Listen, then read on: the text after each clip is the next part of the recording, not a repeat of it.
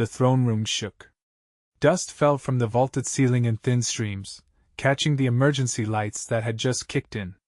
I pressed my palm against the wall and felt the vibrations, 3 distinct impacts, each closer than the last. The invasion fleet had breached the outer shields. Human! The voice cut through the chaos like a blade through silk. Come here! Queen Shalara stood at the center of the chamber, her 4 arms spread wide, her silver skin catching the red emergency lighting. She wasn't panicking. She wasn't even moving. Behind her, the royal guard formed a protective semicircle, their weapons drawn but their faces unreadable. They were waiting for something. I stepped forward. My hands were shaking, but I kept them at my sides. 6 months ago I'd been a maintenance technician on a cargo hauler. 3 months ago I'd taken a job as a cultural liaison because the pay was decent, and the Varesh Empire seemed peaceful. 2 weeks ago I'd learned what the armor ceremonies meant. The others have fled, Shalara said. Her primary eyes, the large ones that dominated her face, locked onto mine. Her secondary eyes, smaller and set near her temples, scanned the room. My attendants. My advisors. Even my own sister. She lowered her arms slowly. You remained. I didn't know where else to go, I said. The truth felt safer than a lie. Another impact. Closer. The marble floor cracked near the entrance. The ceremonial armor, Shalara said. Bring it.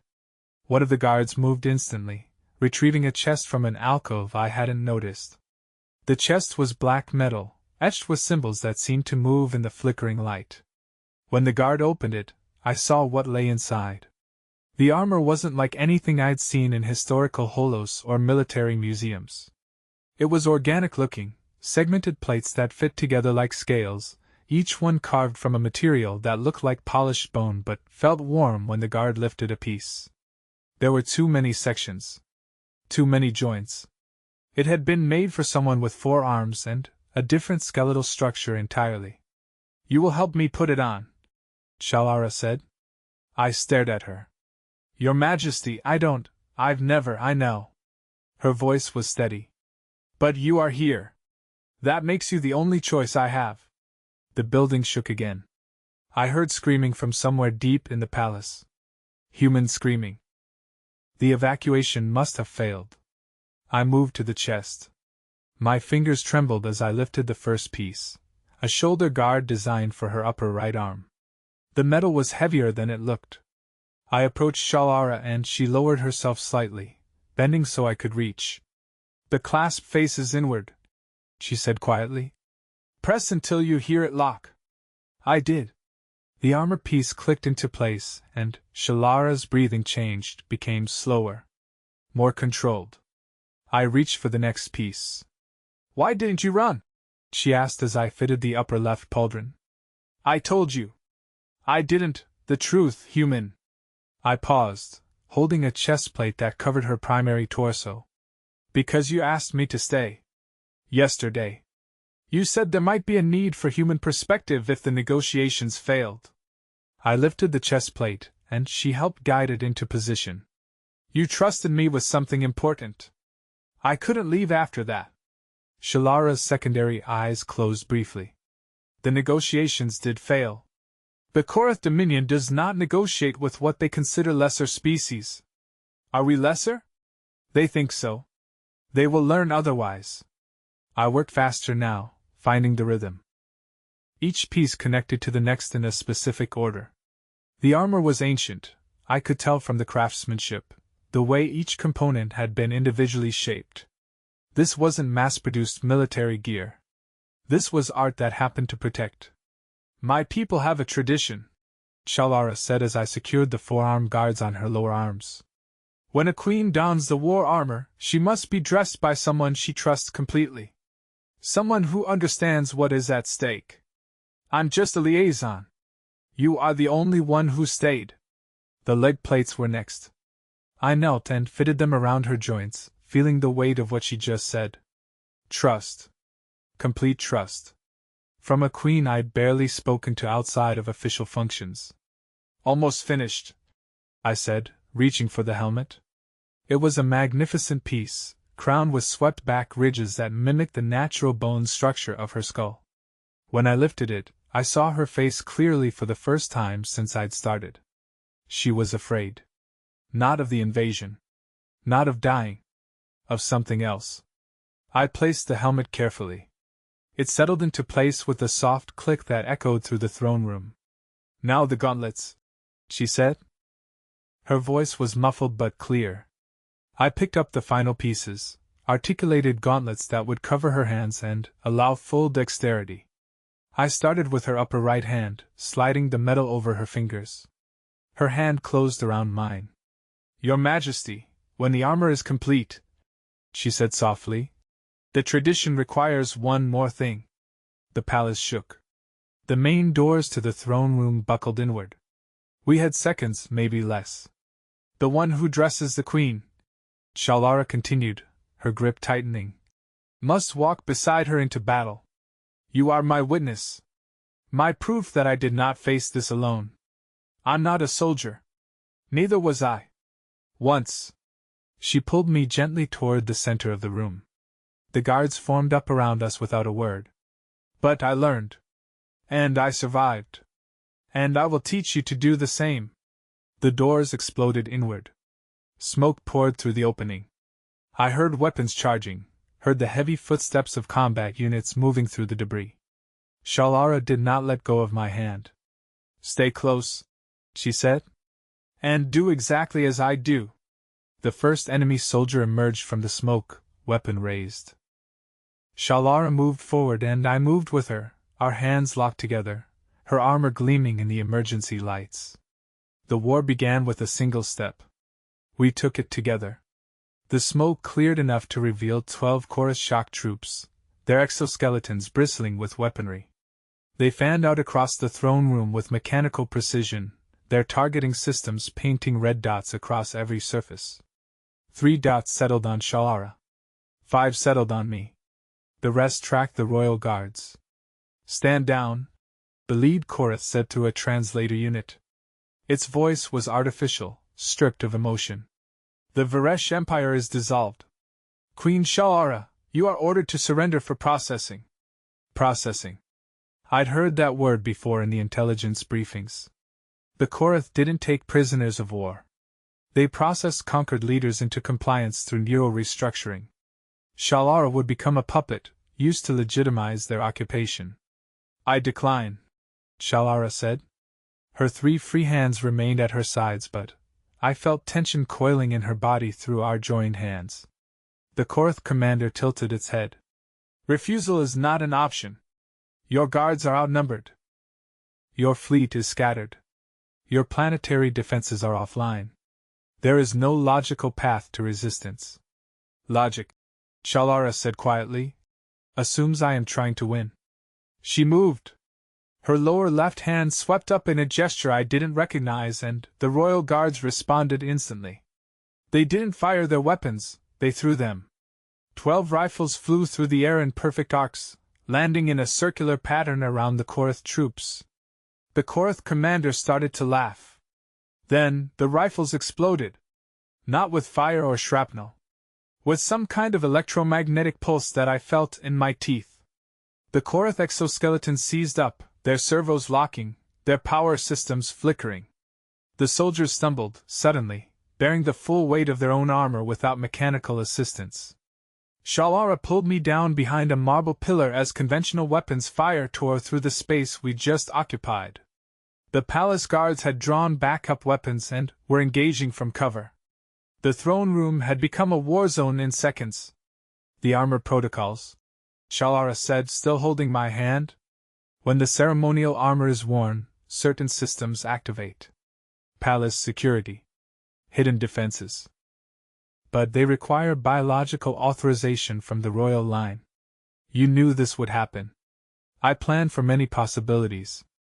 This was one of them." She peered around the pillar. "The Korath will adapt quickly. We need to reach the vault level." "What's in the vault?" "The future. If we're fortunate." She tugged my hand and we ran.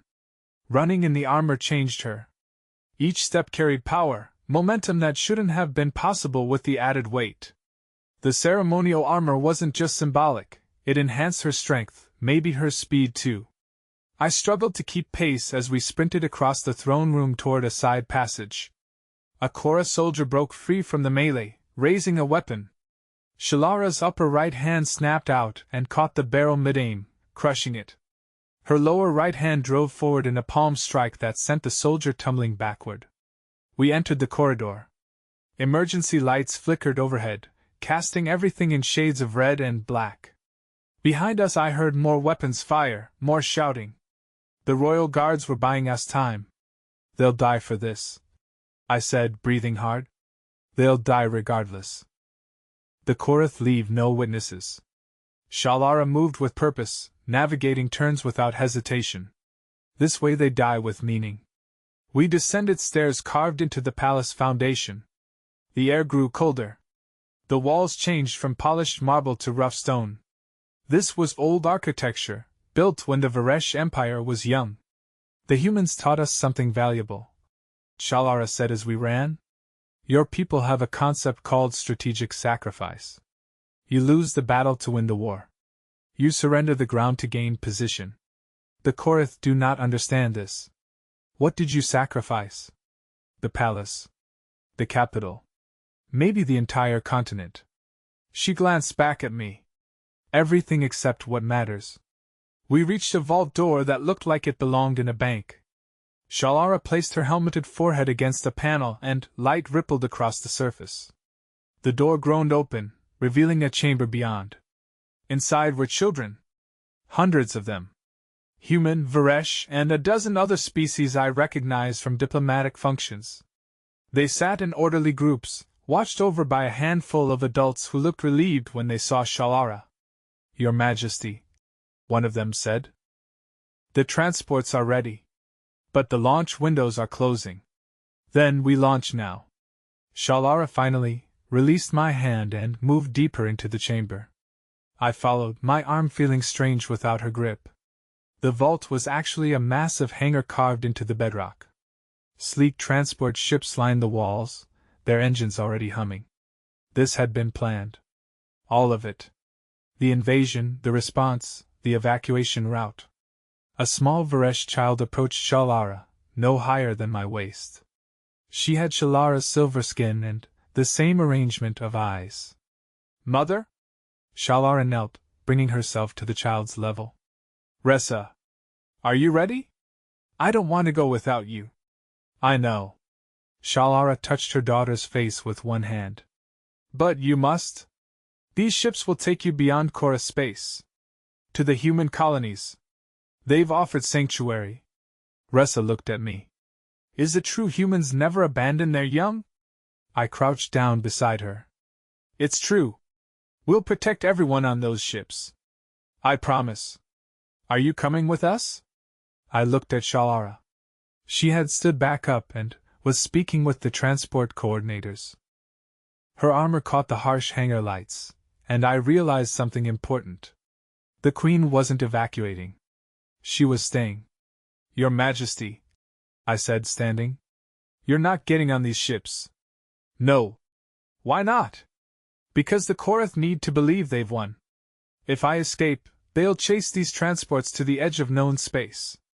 But if I'm here, if they can process me and parade me as their prize. She turned to face me fully. Then, these children have a chance. The hangar shook. Dust rained from the ceiling.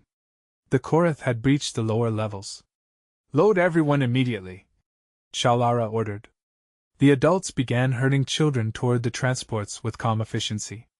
No one panicked. They'd been trained for this. I grabbed Shalara's arm. There has to be another way. There isn't. The math is simple. One life for hundreds. She pulled free gently. This is what queens do. Then I'm staying too. She went very still. Human, my name is Marcus. You've known it for 6 months, but you've never used it. I stepped closer. If you're staying as a decoy, you need someone to verify your surrender. To make it believable. Otherwise the Korrath might suspect it's a trick. You'll be processed alongside me. I know. Shalara's secondary eyes closed. This is foolish. Probably. But you held my hand through a battle. Seems fair to return the favor. Ressa pulled on Shalara's armor. Mother, please. Come with us. Shalara knelt again, gathering her daughter close. She spoke in the Varesh language, words I couldn't understand but could feel the weight of. Goodbye. Stay safe. Remember me. Ressa was crying, her small hands clutching at the armor.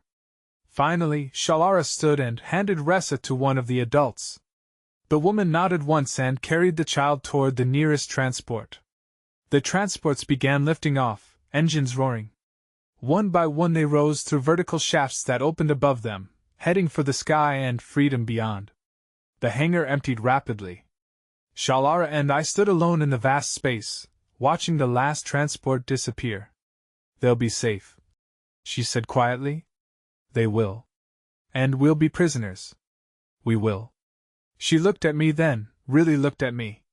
Why would you choose this? I thought about it. Because 6 months ago I was nobody. Just another technician floating through space, looking for work. Then you asked me to stay. You trusted me. Maybe I need to trust that there's a reason for that. The reason is that you're a fool with a good heart. I'll take it. The vault door exploded inward. Chorus soldiers poured through, weapons raised. They surrounded us in seconds, red targeting dots painting both of us head to toe. Shalara raised all 4 of her hands slowly. I raised mine. We stood side by side as the soldiers closed in. The commander from the throne room stepped forward, its exoskeleton repaired and powered. Queen Shalara, you will come with us. Resistance is finished. I am aware, Shalara said. Her voice was perfectly calm. And the human? A witness. Nothing more. The commander studied me through its helmet display. Very well. Both of you will be processed. Take them. As the soldiers moved forward with restraints, Shalara's hand found mine one last time. Her grip was firm, steady. The armor made her strong, but the gesture made her human in all the ways that mattered. Thank you, she whispered. For what? For staying. For letting me be afraid with someone who wouldn't judge me for it. You're welcome. They separated us roughly, binding our hands behind our backs. But for a moment there, standing in that empty hangar with the last echoes of engines fading above us, I understood something important. Courage wasn't about not being afraid. It was about doing what mattered anyway. The processing center was exactly as terrible as the intelligence briefings had suggested. White walls, sterile air, the constant hum of machinery designed to break minds and rebuild them to Korath's specifications. They kept Shalara and me in adjacent cells where we could see each other through reinforced glass but couldn't speak. 3 days passed. Maybe 4. Time became meaningless when the lights never changed and the only markers were the technicians who came to run preliminary scans. They were preparing us. Building psychological profiles. Finding the pressure points they'd exploit during actual processing. Shalara never looked away from me. Even when the technicians were examining her, even when I knew she had to be exhausted and terrified, her primary eyes stayed locked on mine. It was the only communication we had left. I'm still here. You're not alone. We made the right choice. On the 5th day, everything changed. The alarm that woke me wasn't the facility's normal wake cycle. This was urgent, pulsing, accompanied by flashing lights I'd never seen before. Through the glass I saw Shalara sitting up, suddenly alert. Soldiers ran past our cells, heading toward the facility entrance. I heard weapons fire. Explosions. Something was happening. A technician rushed past, then stopped and backed up to stare at me. You're the human, she said. She wasn't Korath, she was Varesh, probably conscripted or captured. I am. Did you know? Did she tell you? Tell me what? The technician laughed, borderline hysterical. The transports didn't run. They attacked. My blood went cold. What? The transports your queen sent away. They weren't filled with just children and refugees. There were soldiers hidden in the cargo holds. Weapons. Tactical systems. The whole thing was a Trojan horse. She looked at Shalara through the glass. She traded herself to get a strike force past our blockade. They've been systematically destroying processing centers across the planet. This is the last one. The walls shook. Closer now. Much closer. The children, I said. Were they real? Of course they were real. She'd never fake that. But she used them. Used their evacuation as cover. The technician pulled out a keycard. The Korath are executing prisoners rather than letting them be freed. You have maybe 2 minutes. She swiped the card and my cell door opened. Then Shalara's. We emerged into the corridor as another explosion rocked the building. Shalara had been stripped of her armor, they'd taken it for study, but she moved with the same determination she'd shown in the throne room. She grabbed my arm and pulled me after the fleeing technician. Where are we going? I shouted over the alarms. Anywhere but here, Shalara said. We ran through corridors filled with smoke and chaos. Korra soldiers were retreating, forming defensive positions. We went the opposite direction, following the technician through service passages and maintenance tunnels. Here, the technician said, stopping at a doorway. This leads to the exterior. But there's no cover. You'll be exposed. Thank you, Shalara said. She gripped the technician's shoulder briefly. Find safety. The technician nodded and disappeared back into the facility. Shalara and I stood at the door. Beyond it, I could hear the sounds of battle. Energy weapons. Explosions. Screaming. You used your daughter as bait, I said quietly. I used everyone as bait. Including myself. Including you. She looked at me. Are you angry? I thought about it. No. You did what you had to do to save them. Does that make it right? I don't know. But it worked. She pushed open the door. Daylight flooded in, harsh after days in artificial light. We stumbled outside and found ourselves in the middle of a war zone. The processing center was surrounded. Varesh forces, human colonial troops, even ships from species I didn't recognize. They'd formed a coalition, united by the simple fact that the Korath had pushed too far. A transport ship descended near us, its side door already open. A familiar face appeared, one of the guards from the throne room, somehow still alive. Your Majesty! Quickly! Shalara ran. I followed. We made it inside as weapons fire tore up the ground where we'd been standing. The transport lifted off immediately, banking hard as it accelerated away from the facility. Inside, the transport was packed with freed prisoners. Humans, Varesh, dozens of other species. They were injured, traumatized, but alive. When they saw Shalara, a cheer went up. She raised one hand for silence. How many centers have we liberated? All of them, Your Majesty, the guard said. The Korath main fleet is in full retreat. We're winning. Casualties? The guard hesitated. Heavy. But acceptable given the circumstances. Shalara sat down heavily on one of the benches. She looked smaller without the armor. More vulnerable. Human, again, in all the ways that mattered. I sat beside her. You planned this from the beginning. Not this exactly. But contingencies, yes. The armor ceremony gave me time to activate hidden protocols. The evacuation let me position forces. The surrender made the Korath complacent. She looked at me. And you stayed? That gave me someone to witness it all. Someone who would understand what it cost. The children are safe. On human colony worlds as promised.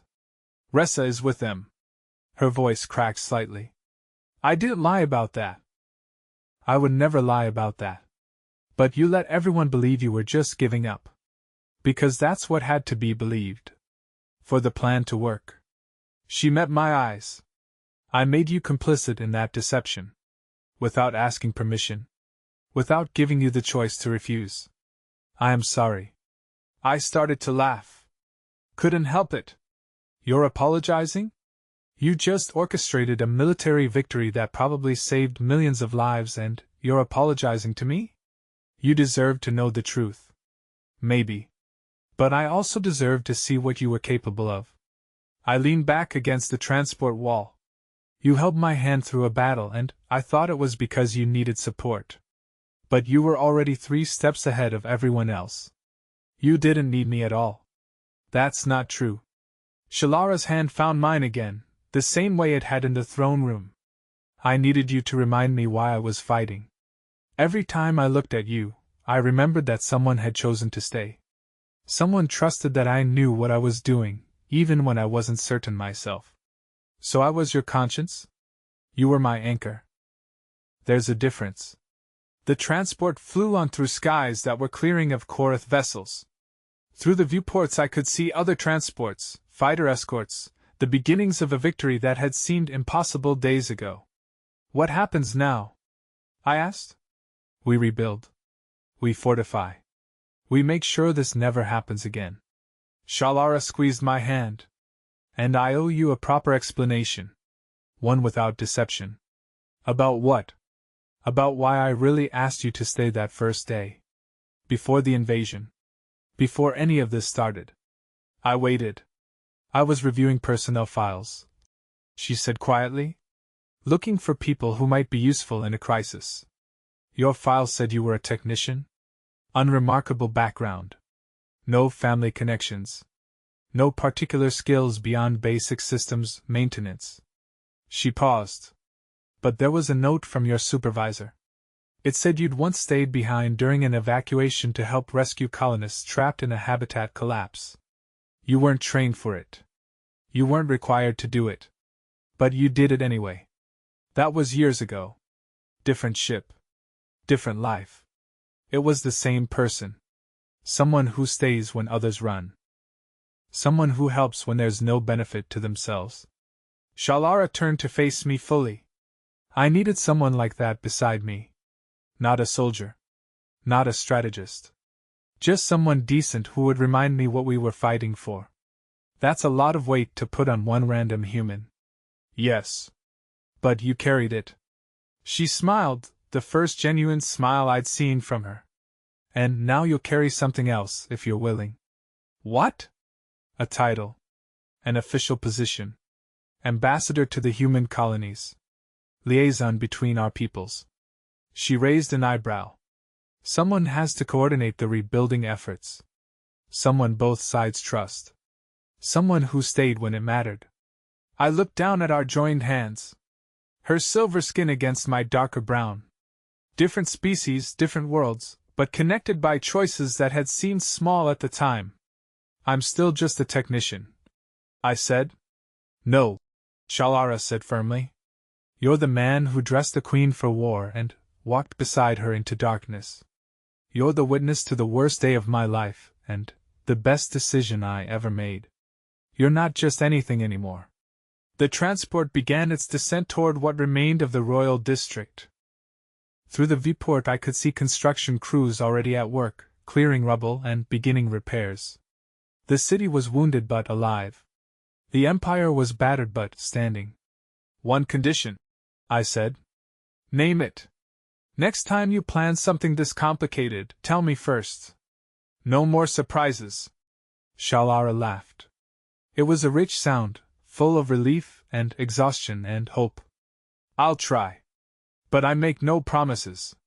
Queens are required to have secrets. Then I'll keep questioning them. Good. I'll need that. The transport touched down and the doors opened. Outside, I could hear cheering. People had gathered to see their queen return safely. Shalara stood, straight into her simple clothing, all she had left without the armor, and prepared to face them. Before stepping out, she turned back to me. Stay close? I stood. Always. We emerged together into the light. Her hand in mine. A queen and a technician. A ruler and a witness. 2 people who had faced impossible odds and survived through trust that shouldn't have worked but somehow did. Behind us, the transport emptied of freed prisoners who were greeted by loved ones. Around us, the city began the slow work of healing. Above us, the skies cleared completely as the last Korath vessels fled beyond sensor range. And ahead of us, Ressa broke through the crowd and ran toward her mother with the single-minded determination of a child who'd been too long separated from the person she loved most. Shalara finally let go of my hand to kneel and catch her daughter. She held Ressa close, whispering words in a language that needed no translation. Safe. Loved. Together again. I stepped back, giving them space. But Ressa looked up at me and extended one small hand. You came back too, she said. I did. Mother said you'd be the one to bring her home. She said if anyone could, it would be the human who stayed. I glanced at Shalara. She met my eyes over Ressa's head and nodded slightly. She'd known. Even in the throne room, even while being captured, she'd known how it would end. Your mother is very wise, I said to Ressa. I know. She took my hand and Shalara's hand, linking the three of us together. Will you stay? Now that the fighting is done? I looked at Shalara. She said nothing, but her eyes held a question. The same question Ressa had asked. Will you stay? Yes, I said. I'll stay. The crowd pressed closer, wanting to see their queen, wanting confirmation that the war was truly won. But in that moment, standing in the ruins with a child's hand in mine and a queen's grateful smile warming me more than any sun, I understood something profound. Home wasn't a place.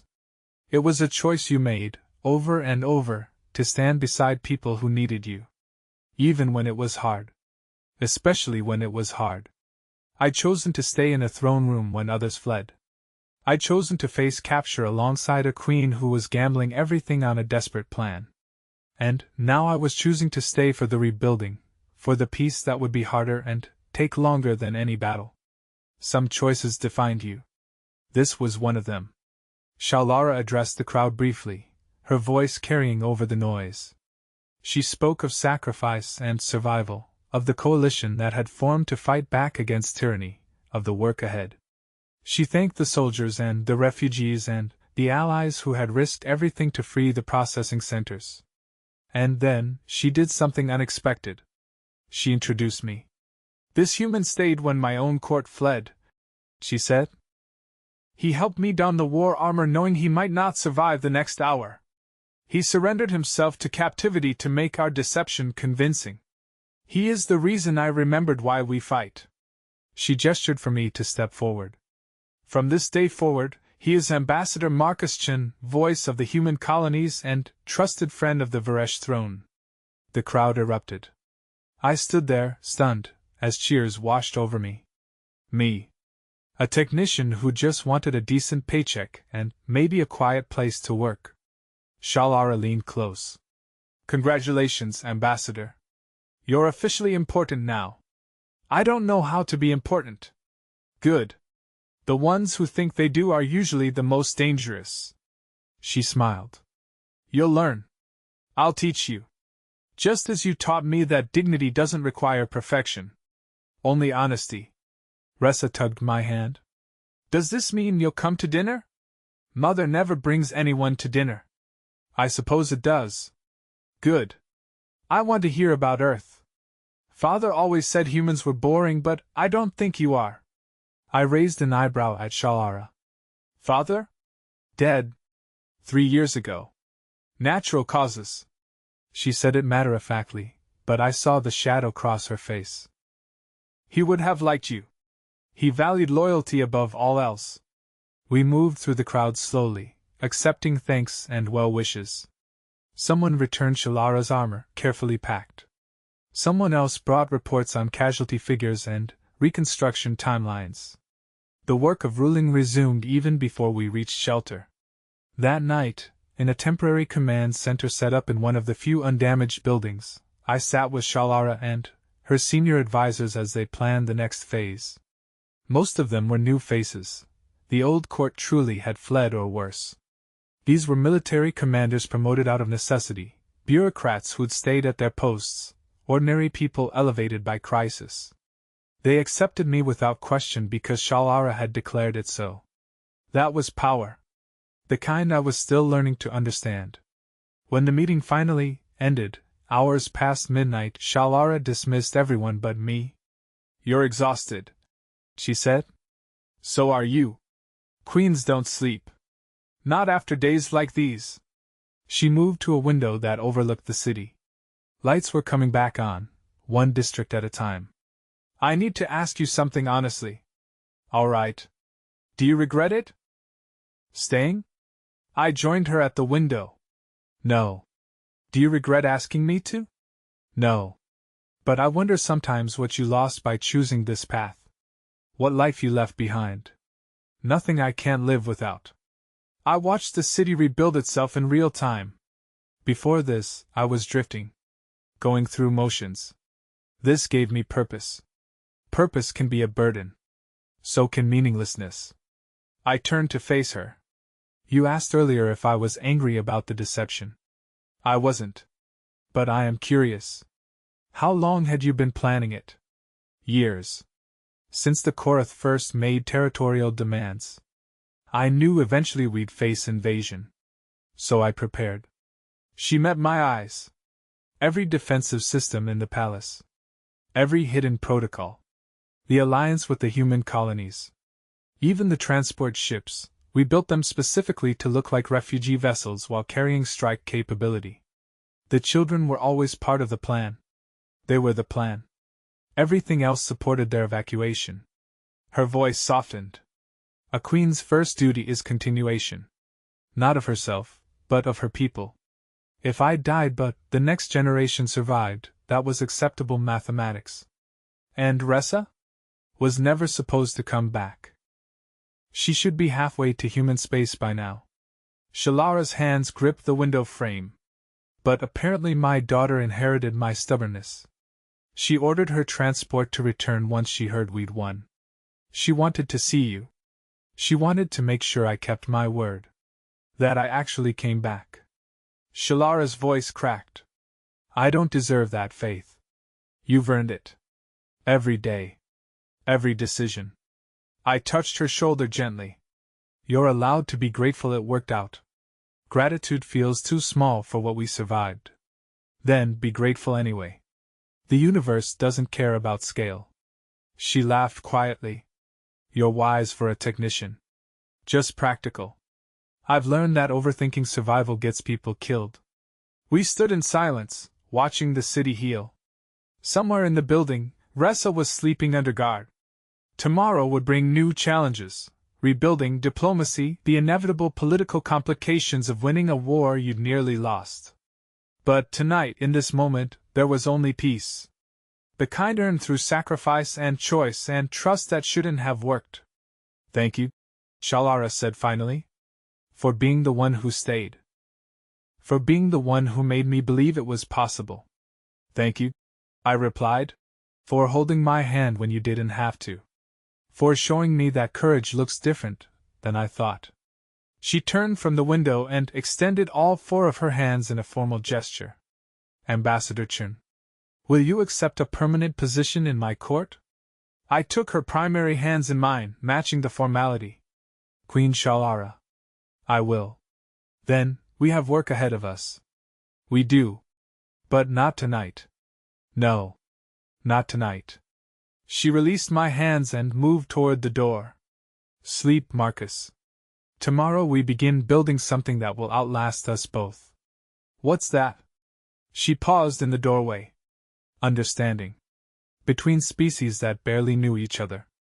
Between people who have every reason to fear what comes next but choose hope instead. That sounds impossible. So did surviving the last week. We managed that." She left, and I was alone with the view of a city refusing to die. I thought about the journey that had brought me here. The random job posting. The cultural liaison position. The moment Shalara had asked me to stay, and I'd agreed without knowing what it would cost. Every choice had led here. To this room, this night, this future that was still being written. I slept in a chair by the window, too tired to find proper quarters. My dreams were full of armor and throne rooms and hands that wouldn't let go when darkness pressed close. When I woke, dawn was breaking over the city. The first full day of peace in what felt like forever. And standing in the doorway, watching me with those distinctive primary eyes, was Shalara. Still in her armor. Still standing guard. Couldn't sleep? I asked. Queens don't sleep, she repeated. Not when there are ambassadors to protect. I'm fine. I know. But I'm staying anyway. She moved into the room and stood beside my chair. Someone once taught me that staying matters more than safety. I'm still learning that lesson. I looked up at her. We both are. Then we'll learn together. Her hand found mine. The armor was cold, but her grip was warm. Outside, the city continued its resurrection. And inside, two people who'd chosen each other through circumstance and necessity, and something deeper began the harder work of peace. The war had ended. But the story, our story, was just beginning. And I couldn't wait to see what we'd build from the ashes.